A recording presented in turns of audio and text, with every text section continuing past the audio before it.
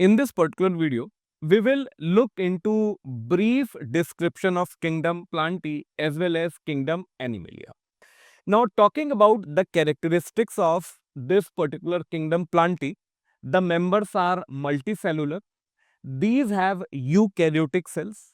The members of Plantae are autotrophic. So, autotrophic means that these can prepare their own food with the help of chlorophyll.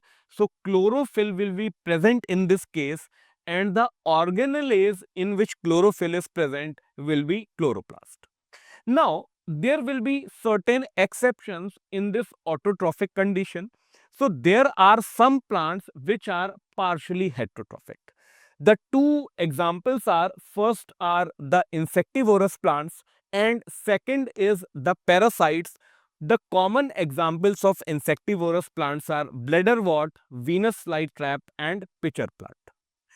Cuscuta is a famous example of parasite. So these are few exceptions in the case of plants which are not autotrophic, but these will be partially heterotrophic.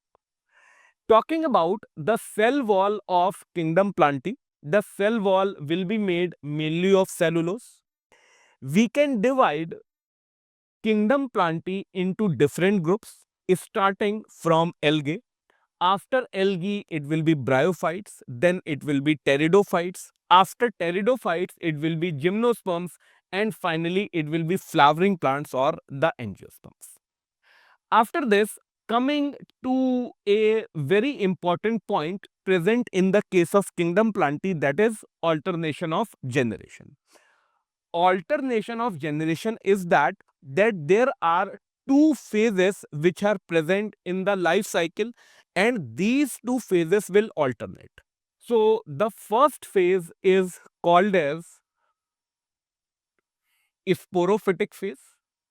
Now this is the diploid phase, and the second phase is called as gametophytic stage, and this is actually the haploid stage. Now, in the case of life cycle of plants, this sporophytic stage or phase will change into gametophytic phase, and this gametophytic phase will change into sporophytic phase, and this alternation will go on, and that is why we say that alternation of generation is present in the case of kingdom Plantae. Now, if we talk about these different groups, that is algae, bryo, pterido, gymnosperms and the angiosperms, the length of these two phases will differ in the case of different plants. Also, these can be free living or these can be dependent. So, these two conditions will vary among different groups in plants. After the brief description of kingdom Plantae, coming to the description of kingdom Animalia, the members are multicellular over here. These are eukaryotic as well, but the members of Animalia will be heterotrophic. So that means these will not be able to prepare their own food. These will be heterotrophic organisms. Now, kingdom Animalia members do not have cell walls present. These are heterotrophic and these take food by holozoic condition. These can be saprophytic as well as parasitic. So, in the case of holozoic condition, it means that there will be direct ingestion of food, whether it is solid or liquid. Next, these will depend directly or indirectly on plants for food.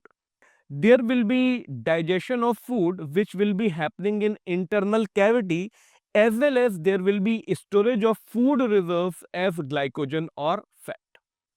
Now, in the case of animals, there will be definite growth pattern which will be present, and the adults will have a certain definite shape and size. If we talk about the sensory and neuromotor mechanisms, then the higher forms of kingdom Animalia, these show quite elaborate mechanisms. Now, most of the Animalia, these will be capable of locomotion. As we study later on, that the first phylum is the phylum Porifera. Phylum Porifera members are sessile, that is, they cannot move, they do not have locomotion, but the rest, most rest kingdom Animalia members will be capable of locomotion. After this, talking about reproduction, the reproduction is sexual reproduction in the case of kingdom Animalia.